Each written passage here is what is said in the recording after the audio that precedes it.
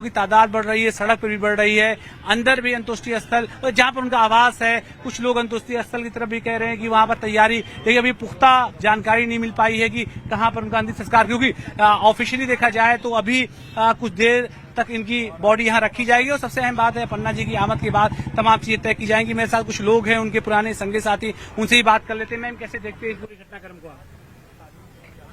ये हम लोगों को मीडिया के माध्यम से पता चला है, अभी हम लोग कुछ भी नहीं कह सकते हैं, ये जांच का विषय। ये शोकाकुल हैं सब लोग। मैम, आप लोग पुराने साथी हैं उनके। हम तो हमने अब क्या बता, नेताजी रक्षा मंत्री थे तो मैं इसी जगह, मेरे भाई साहब रेलवे में थे, मैं तब रहती थी, तो प्रतीक जी के साथ मैं उनकी बचपन, मतलब मैं बहुत बड़े नहीं थे, इतने बड़े हमें लग रहा थे, तब उनसे मिले थे हम, पहली बार उनके गाड़ी में बैठे भी थे और हम लोग एक मार्केट करने गए थे, जो कि उनकी जो ड्राइवर थे ना, तो हम लोग पारिवारिक मोहल्ले की पड़ोस की होती संबंध ना, वैसे थे, तो मार्केट हम लोग भी जाते, वो भी जाते। प्रतीक यादव जी को मैंने तब से मैं जानती हूँ, वो व्यक्तिगत आदमी बहुत बढ़िया थे, उनका नेचर बहुत बढ़िया था। कुछ लोग मेरे साथ हैं। राम सिंह राणा जी, आप घंटों से आप लोग खड़े हुए हैं यहाँ पर, आप लोग निजी रिश्ते उनसे रहे हैं। जी, समाजिक परिवार में के सदस्य थे, हमारे नेताजी के बेटे थे, इसलिए भी आप अच्छी ताल्लुकात थी, खूब आना जाना। हाँ, नेताजी से हमारा बहुत मानते थे बेटे की तरह में, और नेताजी के बेटे थे, इसलिए हम लोग के लिए बहुत दुख का समय। राम सिंह राणा थे मेरे साथ, दूसरे और समाजवादी पार्टी तमाम लोग शामिल हो रहे हैं। कैसे देखते हैं राज चतुर्वेदी जी, कैसे आप देखते हैं इस घटना को? अभी अत्यंत दुखद घटना है और इस घटना की भरपाई तो किसी तरीके से नहीं हो सकती है। आदरणीय राष्ट्रीय अध्यक्ष जी अत्यंत दुखी हैं और समाजवादी परिवार भी पूर्ण रूप से दुखी है, और आपके माध्यम से पुनः श्रद्धांजलि अर्पित करता हूं। हाँ, बिल्कुल। पोस्टमार्टम, देखिए कुछ अधिकारी और आगे हैं, देखिए अब सीनियर जी। तो प्रतीक यादव मौत केस में एक और बड़ी खबर आ रही है। प्रतीक यादव का बेडरूम सील कर दिया गया है। बड़ी खबर इस वक्त, प्रतीक यादव का बेडरूम सील कर दिया गया। लैपटॉप और फोन को पुलिस ने अपने कब्जे में ले लिया है। एक और बड़ी खबर इस वक्त आ रही है। पुलिस की टीम जो 9 बजे के आसपास पहुंची थी प्रतीक यादव के घर, उसने बेडरूम को सील किया है और जो भी संदिग्ध परिस्थितियां हैं उन जगहों को सील कर दिया गया है, ताकि फॉरेंसिक टीम जब पहुंचे तो मामले की जांच पड़ताल हो सके। एक बड़ी खबर यह है कि बेडरूम को सील करने के साथ साथ उनके लैपटॉप और फोन को पुलिस ने कब्जे में लिया है। अलाउद्दीन इस वक्त हमारे साथ मौजूद हैं, घर के बाहर ही मौजूद है, जहां पर प्रतीक यादव को जानने वाले, उनके समर्थक मौजूद हैं और सभी सदमे में है। यहां तक कि समाजवादी पार्टी के जो नेता कार्यकर्ता पहुंचे वो भी सदमे में है कि एक ऐसा व्यक्ति जो जिंदा दिल 38 साल की उम्र में उनका निधन कैसे हो गया, और शोक संतप्त है पूरा का पूरा समाजवादी परिवार। अलाउद्दीन का रुख करेंगे। अलाउद्दीन, ये बड़ी खबर कि लैपटॉप और फोन को अपने कब्जे में लिया है पुलिस ने, क्या ये सामान्य प्रक्रिया है या इस मामले में संदिग्ध परिस्थितियों की वजह से इस प्रक्रिया को अपनाया जा रहा है? जी हाँ, बिल्कुल, ये सवाल आपका वाजिब है। मैं इसी बात को बताने की कोशिश कर रहा हूँ। एक बार आप अंदर आवास की तरफ चलेंगे जहाँ पर डीसीपी अभी आए हुए हैं। ये जो परिस्थितियां धीरे धीरे बन रही हैं, जो शक शुबहात की स्थितियां बन रही हैं, ये उसी की तरफ पुख्ता इशारा करती हैं कि सबूतों से कोई छेड़छाड़ ना हो। हाई प्रोफाइल मामला होने की वजह से इन्वेस्टिगेशन जब आगे बढ़े तो सबूत कहीं कम न रह जाएं, क्योंकि ये मामला कोई सामान्य मामला नहीं है। जिस तरह से एक भाई के तौर पर, हालांकि समाजवादी पार्टी के राष्ट्रीय अध्यक्ष के तौर पर भी अखिलेश यादव वहां पहुंचे थे, और जिस तरह से उनके बयानात फिर आ गए हैं, तो उसके बिना पर इन तमाम चीजों को देखते हुए पुलिस बिल्कुल नहीं चाहती है कि किसी भी परिस्थिति में चीजें जो है डेटा के साथ साथ तमाम चीजें कहीं पीछे ना रह जाएं, उन तमाम अनसुलझी हुई कहानियों को सुलझाने के लिए। और एक बात बहुत अहम है कि तकनीक के आज के जमाने में बहुत सारी चीजें तकनीक से ही हल हो जाती हैं, और तकनीक कई बार इतनी मदद कर देता है कि जितना कोई सोचे नहीं रहता है, और तकनीक के जरिए से कड़ियों को सुलझाने में मदद ज्यादा मिलती है। और शायद यही वजह है कि कमरे को सील करने की जगह से जो उनके फोन है या लैपटॉप हैं उसको भी सील किया जा रहा है, क्योंकि उसके माध्यम से ज्यादा जानकारी इस बात की मिल पाएगी कि आखिर किन स्थितियों परिस्थितियों में तमाम चीजें और घटनाक्रम पेश आए हैं। क्योंकि हम सबको याद है कि 2-3 महीने पहले भी जिस तरह के निजी मामलात को लेकर टिप्पणियां हुई थी, उस घटना घटनाक्रम के बाद कोई ऐसा एंगल नहीं है जिस एंगल को पुलिस छोड़ना चाहती है। तो ऐसे में मौके पर डीसीपी की भी गाड़ी आई है। तुम्हारे दूसरे जो सीनियर अफसरान है वो यहाँ आवास पर पहुंचे हुए हैं और सीनियर अफसरान सड़क पर भी तमाम चीजों को मैनेजमेंट करने के लिए पहुंचे हुए हैं। गेट पर आप देखें, एक बार गेट पर कैमरा जूम करेंगे तो गेट पर भी सीनियर अधिकारी फिलहाल मौजूद हैं। उनके तमाम दूसरे अधिकारी जो वो लोग हैं वो मौजूद हैं। तो ऐसे में किसी भी चीज को पुलिस जो है छोड़ना नहीं चाहती है ताकि कोई ऐसी परिस्थिति आने पर ऐसा मामला ना आए कि सबूतों के अभाव में कोई चीज हल नहीं हो पाई है। तो कुल मिलाकर के एक तरफ जहां पर पोस्टमार्टम की प्रक्रिया पूरी लीगल तरीके से संपन्न हुई है, वहां से बस बॉडी जस्ट निकलने वाली। और प्रतीक यादव के करीबी का दावा, रात 11 बजे एक बार अस्पताल ले जाया गया था। पोस्टमार्टम हाउस के बाहर स्वप्निल नाम का एक व्यक्ति जिसने ये दावा किया कि रात 11 बजे भी उनकी तबीयत बिगड़ी थी, जिसके बाद उन्हें अस्पताल लाया गया था। हालांकि उस व्यक्ति का यह भी कहना है कि उसका कोई संबंध नहीं था, प्रतीक यादव से निजी संबंध नहीं था, लेकिन वो जिम की वजह से प्रतीक यादव को जानता था। दावे उसने क्या किए हैं आपको एक बार फिर सुनाते हैं। जी हमारे साथ उनके आप उनके क्या परिवार से जुड़े कहाँ थे? नहीं, परिवार से नहीं, मैं जिम से जुड़ा हूँ भैया से। जिम में मेरी मुलाकात हुई थी भैया से, मैं जिम से जानता हूँ। अभी आखिरी बार कब मुलाकात हुई उनसे? कुछ टाइम पहले मुलाकात हुई थी भैया से। कल रात को आप थे साथ में? कल रात में नहीं, सिविल हॉस्पिटल में गए थे, फिर उसके बाद हम चले आए थे वहाँ से। कितने बजे करीब? 11 से 12 के समथिंग। रात को 11 बजे ले गए थे वहाँ अस्पताल? अस्पताल ले जाया गया था भैया को, उसके बाद कुछ मालूम नहीं हमको क्या हुआ है। रात को 11 बजे प्रतीक यादव अस्पताल ले गए थे? जी ले गए थे भैया को ले गए अस्पताल। थे। कौन ले गया था? सब लोग थे वहीं पे, उनके परिवार के लोग सब लोग थे। और अस्पताल से फिर वापस घर ले गए? हाँ जी। आपका शुभ नाम? स्वप्नेश पांडे। सोमेश पांडे। स्वप्नेश पांडे। स्वप्नेश पांडे। आप कहाँ रहते पांडे? जी डालीगंज में रहते हैं। डालीगंज में रहते। आप जिम उनके साथ करते थे? जी जिम में जाता था। अमूल भैया ट्रेनर थे, उन्हीं के पास में उन्होंने एडमिशन कराया था। भैया से मुलाकात हुई। भैया बहुत नेक अच्छे दिल के थे और बहुत ही सज्जन थे। भगवान उनकी आत्मा को शांति दे।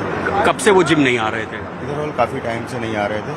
1-2 महीने पहले मुलाकात हुई थी भैया से, उसके बाद से मुलाकात नहीं हुई। वहीं आयरनपुर गोमती नगर। वैसे रेगुलर आते थे वो रेगुलर वैसे आते थे। रात को आप लोग थे साथ में जब अस्पताल ले गए? जी। क्योंकि मैं देख रहा हूँ आप वहाँ सिविल में भी थे, तो आप प्रतीक जी के करीबी में? हाँ, बहुत ज़्यादा। प्रतीक आपके मित्र थे? हाँ जी। तो आप सुबह सिविल अस्पताल में, चूंकि मैं देखा, आप कब से पहुँचे हैं वहाँ पर? मैं सुबह 5:30 बजे आ गया था सिविल हॉस्पिटल। क्या उस वक्त ब्रॉड डेड थे, उनकी डेथ हो चुकी? देखिए, घर में ही उनकी तबीयत खराब चल रही थी, बट जब ले आए तो वो तब तक नहीं बच पाए थे वो। ये बताया जा रहा है कि किचन में वो गिरे हुए अचेत अवस्था में मिले थे सुबह करीब 3:45-4 बजे। अब गिरे हुए की बात नहीं है, हो सकता है बेहोश हो गए हो या कुछ ऐसा हो गया हो, बट घर में ऐसी कोई प्रॉब्लम तो थी नहीं उनको। कोई उनका इलाज चल रहा हो किसी की तरह की बीमारी का? नहीं, कोई इलाज नहीं चल रहा था उनका। फिट एंड फाइन थे वो? ठीक थे, बट बीच बीच में उनकी तबीयत खराब हो रही थी। कोई ऐसी बीमारी की, मतलब चाहे कोई कार्डियक बीमारी हो, शुगर हो, ऐसा कुछ? नहीं, ऐसा कुछ नहीं। आपके साथ जिम वगैरह करते थे? पहले करते थे हम लोग साथ में ही जिम जाते थे, अब नहीं जाते थे। अभी तो देखने में वो दुरुस्त लग रहे हैं, बिल्कुल फिट थे। अच्छा खासा वेट करते थे? अभी जिम नहीं करते थे। क्या कहीं कोई जाहिर निशान दिख रहा था आपको उनके शव पर? जाहिर निशान कुछ ऐसा नहीं है, ऐसी कोई अफवाहों पे ना जाइए। उनकी तबीयत खराब हुई, हो सकता है जो भी प्रॉब्लम हुई हो, है ना, और वो बेहोश होकर गिर भी गए होंगे तो उनको सीधे हॉस्पिटल ही ले आया गया। बट हाँ, रास्ते में हो सकता है कि ब्रॉड डेड हो गए, डॉक्टर ने डिक्लेयर कर दिया हो। आपके हिसाब से कोई ऐसी चोट नहीं? नहीं, कोई चोट नहीं थी। चोट से उनको कोई दिक्कत नहीं है, ये सिर्फ अफवाहें हैं। क्या डॉक्टर्स ने ऐसा बोला, कोई सस्पेक्टेड मतलब पॉइजनिंग वगैरह? नहीं, अब तो पोस्टमार्टम रिपोर्ट ही आपको बता देगी ना एग्जैक्ट की रीजन क्या है। आपका शुभ नाम? सुमित केशवानी। सुमित केशवानी जो प्रतीक यादव के करीबी मित्र हैं, वो मौके पर मौजूद भी थे। हम खुद भी उनसे एक बार सिविल अस्पताल में भी बात कर चुके। उनका कहना है कि वो फिट एंड फाइन थे, उनकी जानकारी में कोई ऐसी बीमारी नहीं प्रतीक यादव को थी। और हालांकि बीते कुछ समय से वो जिम नहीं कर रहे थे, लेकिन पहले सुमित के साथ ही वो जिम करते थे। कैमरामैन रवि गुप्ता के साथ ऋषभ त्रिपाठी, न्यूज़ 18 लखनऊ।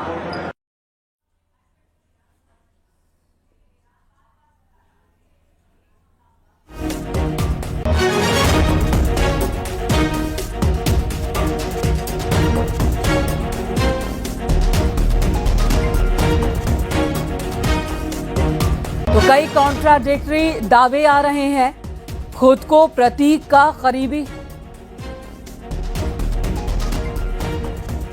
तो खुद को प्रतीक का करीबी बताने वाले अलग अलग लोगों के अलग अलग दावे हैं। यहां दो बात, सुमित केसरवानी को आपने सुना, उनका कहना है कि सेहत में कोई गड़बड़ी नहीं थी, वो बिल्कुल दुरुस्त थे, अचानक तबीयत बिगड़ी। वहीं दूसरी तरफ स्वप्नेश नाम के व्यक्ति का दावा है कि रात 11 बजे भी उनकी तबीयत बिगड़ी थी, जिसके बाद उन्हें सिविल अस्पताल ले जाया गया था और वहां से वो घर लौट आए थे और उसके बाद सुबह ये खबर आई है। तो अलग अलग दावे हो रहे हैं जो खुद को करीबी बता रहे हैं प्रतीक यादव के। हकीकत क्या है, आधिकारिक बयान का इंतजार है, पुष्टि का इंतजार है। मेडिकल जो रिपोर्ट आएगी, जो पोस्टमार्टम रिपोर्ट आएगी, उससे सच्चाई साफ हो पाएगी। और पुलिस क्या कहती है, अस्पताल की टीम क्या कहती है, उस पर हमारी नजर बनी हुई है। अभी उसका इंतजार चल रहा है। फिलहाल तो दावे ही हो रहे हैं। और इस वक्त अलाउद्दीन मौजूद हैं, समाजवादी पार्टी के दफ्तर के बाहर मौजूद हैं, और दूसरी तरफ हमारे सहयोगी ऋषभ मौजूद है पोस्टमार्टम हाउस के बाहर, जो कि सिविल अस्पताल भी गए थे। अलाउद्दीन, आपके पास आती हूं। एक और खबर जो आ रही है कि 30 अप्रैल को भी प्रतीक यादव को हॉस्पिटल में भर्ती करवाया गया था, लखनऊ में ही एक निजी अस्पताल में, और 3 दिन तक वो भर्ती रहे थे और उसके बाद बिना छुट्टी के ही घर चले गए थे। और उस वक्त जो खबर आई थी कि उन्हें फेफड़े की बीमारी है, पल्मोनरी एम्बोलिज्म, जिसमें ब्लड का थक्का बन जाता है फेफड़े के अंदर, इसे लेकर क्या इंफॉर्मेशन अभी आपके पास, कोई जानकारी है क्या? देखिए, साफ तौर से इस बात को आपको मान के चले, जैसे उनके संगी साथी बता रहे थे कि नहीं वो बीमार नहीं थे, तो इस बात में कोई शक नहीं, वो बीमार थे और कई सालों से उनका इलाज चल रहा था। जो शुरुआती उनकी मर्ज थी वो किडनी से जुड़ी हुई थी, लेकिन वो मर्ज धीरे धीरे दूसरी अंग जो है शरीर के, उसको भी इफेक्ट करना शुरू कर दिया था। यही नहीं, जैसा कि आप खबरें लगातार आ रही हैं कि फेफड़े की में भी दिक्कत आ गई थी, सांस लेने में दिक्कत थी। इसके अलावा नर्वस सिस्टम से जुड़ी हुई बीमारियां उनको थी। इसका साइकोलॉजिस्ट की भी से भी उनका इलाज चल रहा था। यानी मानसिक रोगी से लेकर के आपका किडनी, फेफड़ा, नर्वस, न्यूरो, ये तमाम इलाज उनके चल रहे थे। और यही वजह थी कि सुपर स्पेशलिटी के इलाज के लिए उनको वहां भेजा आ गया था फॉरेन, लेकिन इस बीच में वो आ गए थे। लेकिन जो घटनाक्रम अभी ताजा घटा है आज के दिन, यानी देर रात से, उसमें तमाम चीजों को लेकर के जब तक पर्दा नहीं उठेगा पुख्ता तरीके से, जब तक पूरे मामले में पोस्टमार्टम की रिपोर्ट नहीं आ जाती, क्योंकि पोस्टमार्टम रिपोर्ट ही बताएगी कि आखिर उनकी मौत की वजह क्या है और जो चोट के निशान हैं, जो दावे किए जा रहे हैं चोट के निशान के शरीर पे, वो कितने घंटे पहले के हैं और वो किस तरह से आए हैं। क्योंकि पोस्टमार्टम में एक एक चीज बहुत बारीकी से जांची जाती है, न सिर्फ उसका गुणांक देखा जाता है, बल्कि उसकी लंबाई, चौड़ाई, उसकी समय का निर्धारण और चोट के लगने की संभावनाएं, तमाम पहलुओं पर नजर रहती है। तो ये ब्रीफ एक बुलेटिन होता है किसी की भी मौत के बाद उसकी वजहों को ढूंढने के लिए, क्योंकि एक्सपर्ट डॉक्टरों की टीम है किंग जॉर्ज मेडिकल यूनिवर्सिटी की, तो इसमें कोई शक नहीं है कि वो एक्सपर्ट की टीम है और देश के नहीं बल्कि दुनिया के जाने माने चिकित्सा संस्थानों में से एक की टीम ने पूरा पोस्टमार्टम को अंजाम दिया है। सामान्यतः किसी दुर्घटना में या किसी तरह की मौत होने पर पोस्टमार्टम 15 से 20 मिनट के अंदर हो जाता है, लेकिन इस पोस्टमार्टम में कम से कम 1.5 से पौने 2 घंटे का समय एक्सपर्ट की टीम ने लगाया है, वीडियोग्राफी भी करी गई है।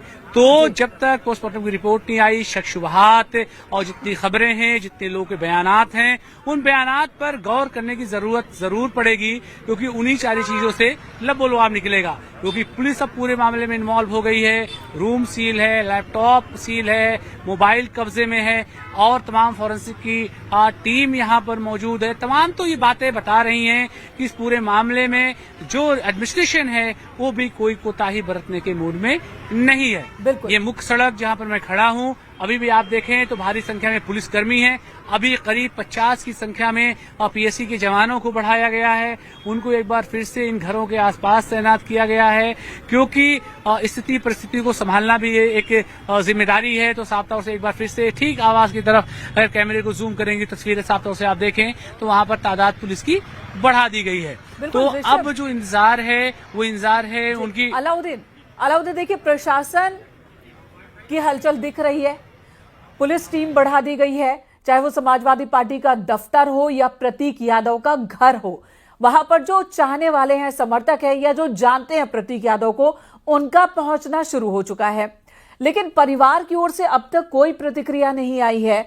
प्रतीक यादव के साले जो उनके साथ थे रात में, या फिर अपर्णा यादव की मां जो कि घर पर मौजूद हैं।